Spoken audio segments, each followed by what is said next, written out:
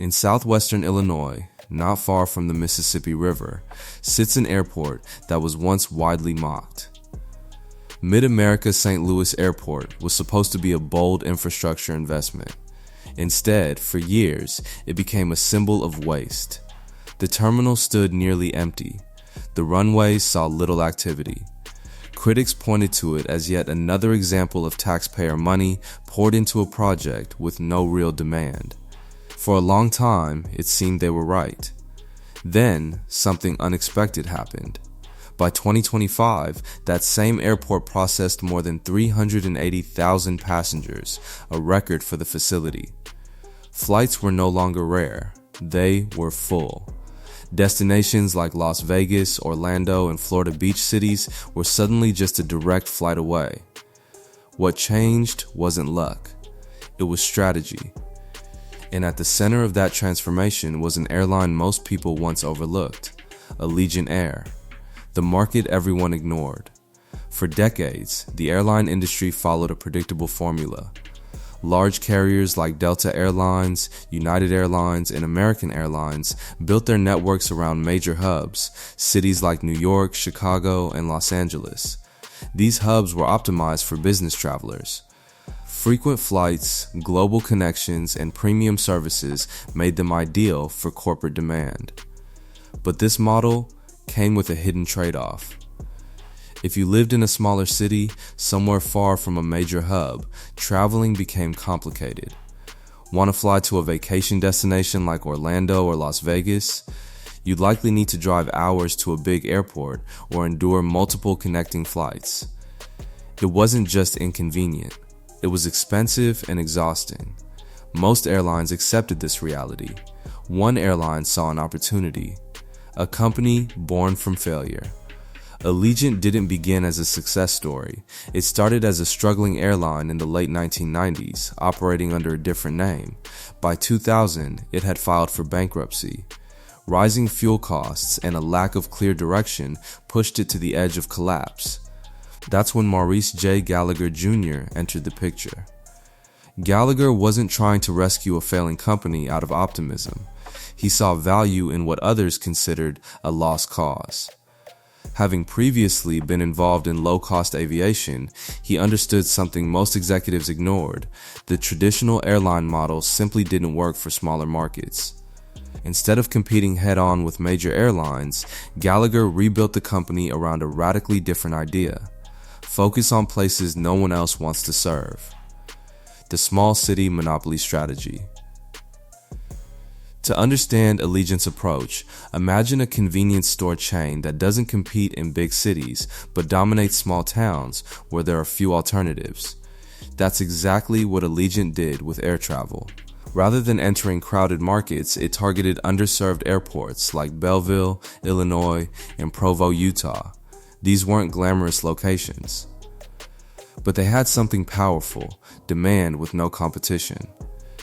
In many of these markets, Allegiant became the only airline offering non-stop flights to popular vacation destinations. That changes everything. Instead of competing on price with multiple airlines, Allegiant often operates routes where it faces little to no direct competition. For travelers, the choice becomes simple. Drive hours to a major airport, or fly direct from your local one. For many families, convenience wins. A different way to run an airline. Traditional airlines rely on expensive aircraft that must stay in the air as much as possible to justify their cost. Planes often fly 10 to 12 hours a day, even on less profitable routes, simply to maintain efficiency. Allegiant flipped this logic. For years, it purchased older aircraft at extremely low prices, sometimes just a few $1,000,000 each. Because the upfront cost was so low, the airline didn't need to operate them constantly to remain profitable. This enabled a unique scheduling model. Leisure travel follows predictable patterns. Most people fly out for vacations on Thursdays or Fridays and return on Sundays or Mondays. Midweek demand is significantly lower. Legacy airlines still operate those flights. Allegiant doesn't. Instead, it parks its planes during low demand periods and deploys them when demand peaks. This keeps costs aligned with revenue and avoids flying half-empty aircraft. It's a simple idea, but one that most airlines can't replicate due to their cost structures. Safety controversy and transformation. In 2018, Allegiant faced one of the biggest challenges in its history. A major investigative report raised concerns about the airline's safety record, citing a series of mechanical issues involving its older aircraft. The claims were serious and widely publicized. Public perception shifted quickly, and the airline's reputation took a hit. Allegiant pushed back, arguing that the data focused heavily on its aging fleet, aircraft that were already being phased out. Regulators reviewed the airline's operations and did not find systemic safety violations, but the damage had been done.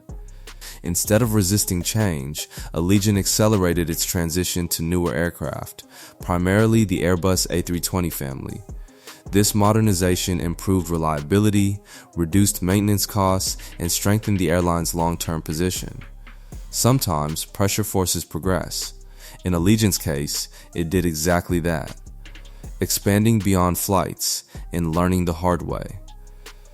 After years of success, Allegiant made an ambitious move. It decided to expand beyond aviation and enter the hospitality industry. The idea was logical. If the airline was already transporting vacation travelers, why not capture more of their spending by owning hotels? This led to the development of a large resort project in Florida. But the execution proved far more difficult than expected. Construction delays, rising costs, and hurricane damage pushed the project far beyond its original budget. When the resort finally opened, it struggled to meet expectations. Financial losses followed. Eventually, Allegiant sold the property at a significant loss, marking a rare misstep for the company. The lesson was clear. Its strength wasn't in hospitality, it was in aviation. Doubling down on the core strategy. By 2026, Allegiant returned its focus to what it does best and made another bold move. It announced a multi-billion-dollar acquisition of Sun Country Airlines, a carrier with strong operations in the Midwest and additional revenue streams through charter and cargo services. At first glance, the move might seem like a departure from Allegiant's simple model, but in reality, it fits perfectly. Sun Country specializes in seasonal demand and flexible operations, exactly the kind of efficiency Allegiant values. The combined network expands reach while maintaining the same underlying philosophy: serve markets others ignore, keep costs low, focus on leisure demand. Why the model works. The airline industry is known for razor-thin margins and intense competition. On major routes, airlines constantly undercut each other, driving prices down and limiting profitability. Allegiant avoids this entirely. By operating in markets with little competition, it gains something most airlines lack: pricing power. When fuel prices rise, major carriers often can't pass those costs on to customers without losing market share. Allegiant can.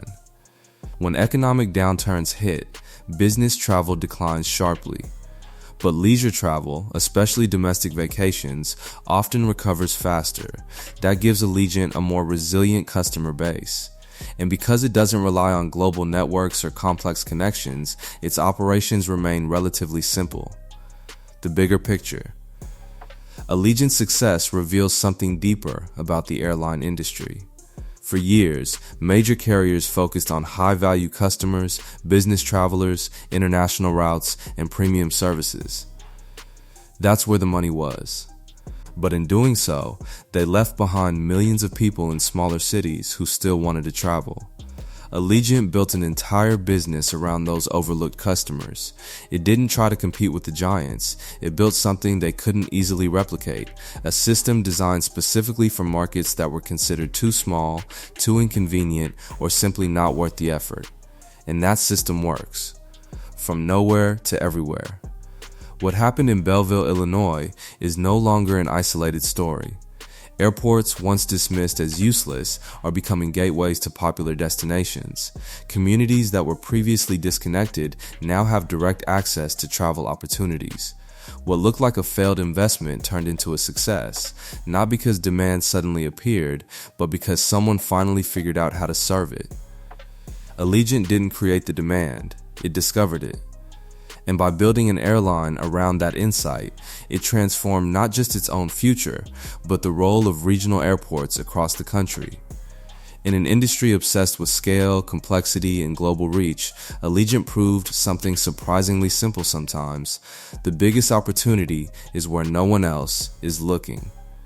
And that's the real story behind an airline that turned forgotten airports into thriving gateways, by seeing value where everyone else saw nothing. If you enjoyed this and want more deep, eye-opening aviation stories, make sure to like and subscribe.